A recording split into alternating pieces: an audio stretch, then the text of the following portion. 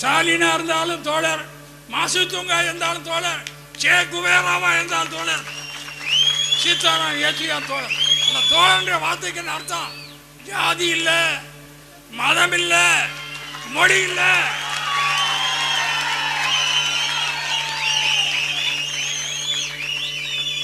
அந்த தோழர் என்ற வார்த்தையில் இவ்வளவு அடங்கியிருக்கு. எனவே தோழர்களே, நம்முடைய தோழர்கள் கிராமத்தில் போங்க, டிவைஎஃப் கொடியில, மற்ற சாவந்தி கொடியில,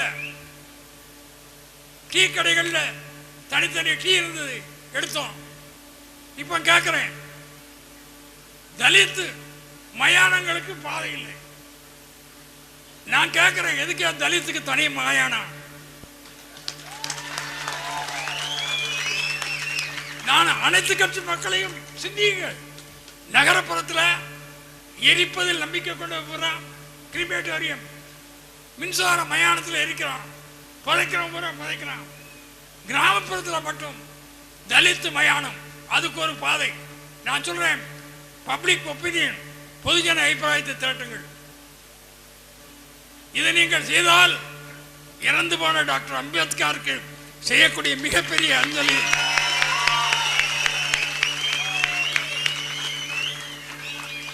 இந்த தலித் மயானம் வேண்டாம், எல்லா மயானங்கள் பொது. நான் கேட்கிறேன், தலித்துக்குன்னு தனி ரயில் இருக்கா? தனி பஸ் இருக்கா? தனி பள்ளிக்கூடம் இருக்கா? ஐயா, சாகரும் போது மட்டும் ஐயா இந்த வித்தியாசம்.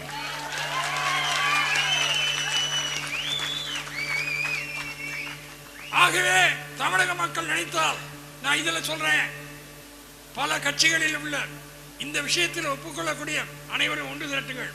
ஐக்கிய முன்னணி தேவை.